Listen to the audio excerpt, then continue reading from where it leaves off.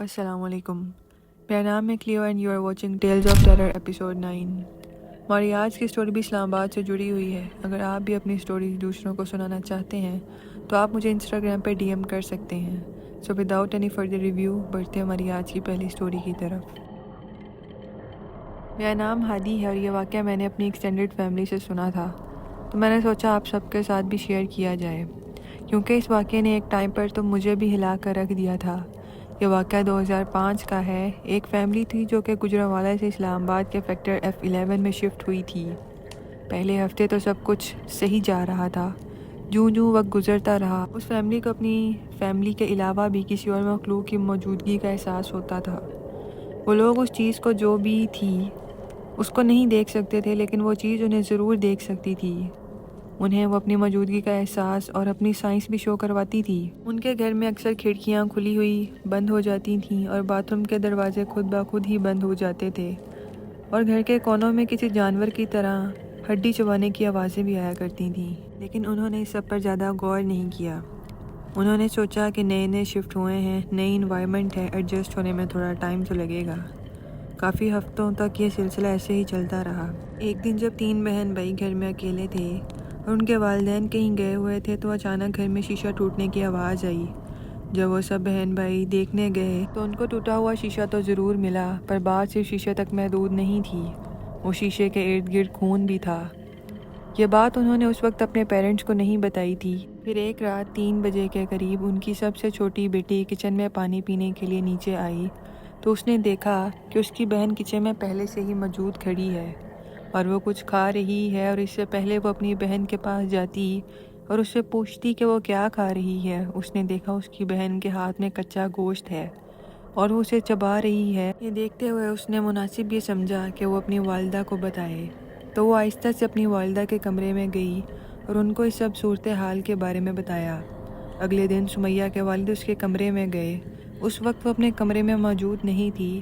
انہوں نے کمرے میں داخل ہوتے ہوئے دیکھا سمیہ کے بیڈ کا رخ کعبے کی طرف ہے، جس طرف مسلمان اپنا سر جھکا کر سجدہ کرتے ہیں، اس نے اس طرف اپنے بیڈ کا رخ کیا ہوا تھا۔ یہ دیکھ کر اس کے والد بہت حیران ہوئے تو وہ وہیں پر سمیہ کا انتظار کرنے لگے کہ وہ آئے تو وہ سمیہ سے پوچھیں کہ آخر یہ کیا ماجرا ہے۔ اسی رات کی بات ہے جب سمیہ کے والد کچن سے گزر رہے تھے اور ان کی نظر سمیہ پر پڑی۔ انہوں نے بھی وہی دیکھا جو ان کی چھوٹی بیٹی نے گزشتہ رات میں دیکھا تھا کہ سمیہ کچا گوشت چبا رہی تھی۔ اس سے پہلے کہ وہ سمیہ کے پاس جاتے، سمیہ نے ان پر چھلانگ لگائی اور باقاعدہ انہیں مارنے کی کوشش کی۔ اسی دوران انہوں نے آیت الکرسی کا ورد کیا، خود پر سمیہ پر دم کیا، پھر جس کی وجہ سے وہ تھوڑی ٹھنڈی ہوئی اور فوراً بھاگ کر اپنے کمرے میں چلی گئی، جہاں اس نے کمرے کا دروازہ لاک کر لیا۔ اگلی صبح سمیہ کی فیملی نے ایک صاحب علم سے رابطہ کیا جس نے سمیہ کا روحانی علاج کرنا تھا، لیکن انہیں معلوم نہیں تھا کہ وہ صاحب علم ایک جعلی عامل تھا۔ اس نے کوشش تو پوری کی لیکن وہ کچھ کر نہ پایا، بلکہ ہوا کچھ اس طرح سے کہ سمیہ کے اندر سے ایک مردانہ آواز نکلی جو کہ کسی اور زبان میں مخاطب تھی۔ اس نے کچھ کہا لیکن کسی کو کچھ سمجھ میں نہیں آیا۔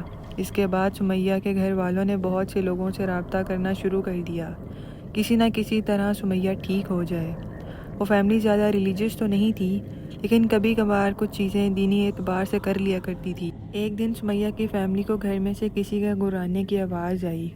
ان کے والد نے ہمت کر کے سمیہ کو جا کر دیکھنے کی کوشش کی، لیکن وہ دروازہ کھول نہ سکے۔ انہوں نے کافی دن تک برداشت کیا، شاید کسی نہ کسی سے رابطہ ہو جائے۔ پھر ایک دن ان کے رشتہ دار نے انہیں کسی باقاعدہ صاحب علم کا رابطہ بتایا۔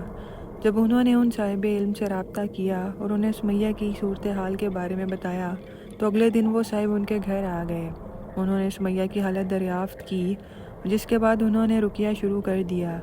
سمیہ مردانہ آواز میں چلاتی رہی، لیکن صاحب علم نے قرآن کی تلاوت کو روکا نہیں، اور اس کے اندر جو بھی جن تھا اس کو بار بار وہ وہاں سے جانے کا کہہ رہے تھے۔ بہت مشکل سے جو بھی سایہ تھا اس نے آخر کار سمیہ کا پیچھا چھوڑ ہی دیا۔ پھر جب سمیہ کی صورتحال ذرا بہتر ہوئی، لیکن اس کے گھر والوں نے سکون کا سانس لیا تو ضرور، لیکن سمیہ کے سب گھر والے اس کے اس بیہیویئر کی وجہ سے کافی ٹرامیٹائز ہو چکے تھے۔ انہیں اس سب سے باہر نکلنے میں کافی ٹائم لگ گیا تھا۔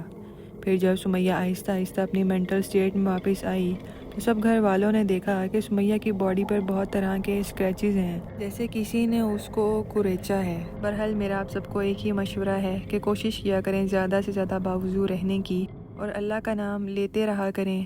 ہم نہیں جانتے کون سا وقت آخری ہو، باقی اللہ ہم سب کو اپنے حفظ و امان میں رکھے، آمین۔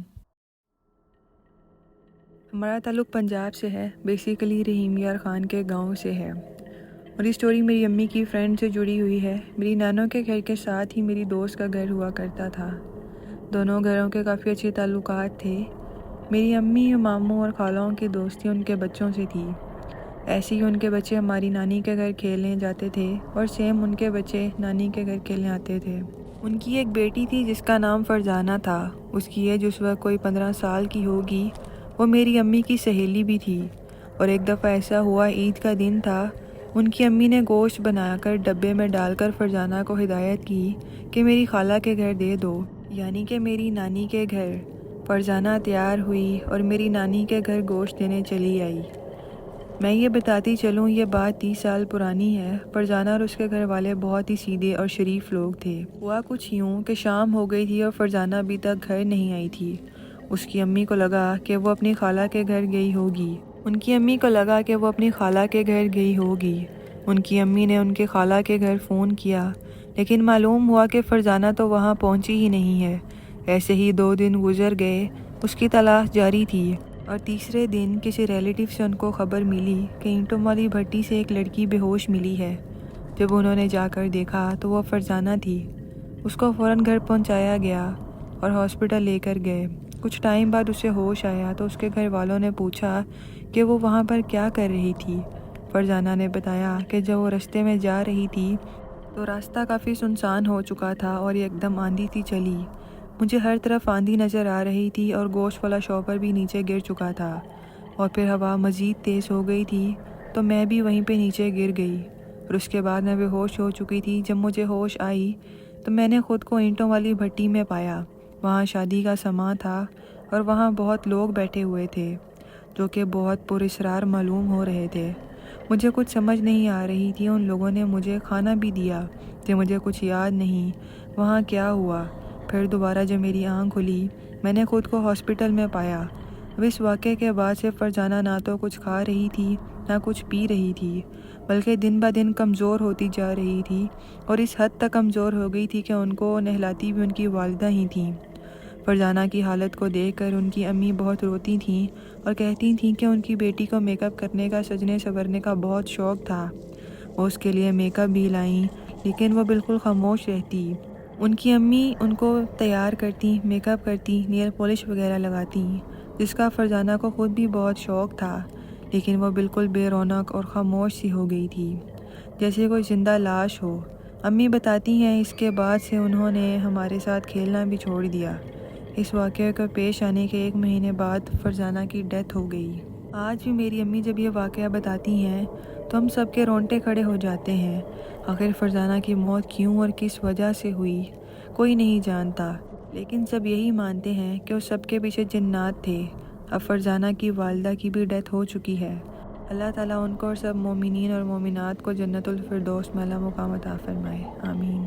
یار آج کی سٹوریز ہارر ہونے کے ساتھ ساتھ سیڈ بھی تھیں کچھ حد تک، اینڈ آئی ہوپ آپ کو سٹوریز پسند آئی ہوں گی۔ ایسی ہی مزید انٹرسٹنگ سٹوریز کے لیے چینل کو لازمی سے سبسکرائب کر کے بیل آئیکن کو دبا لیں۔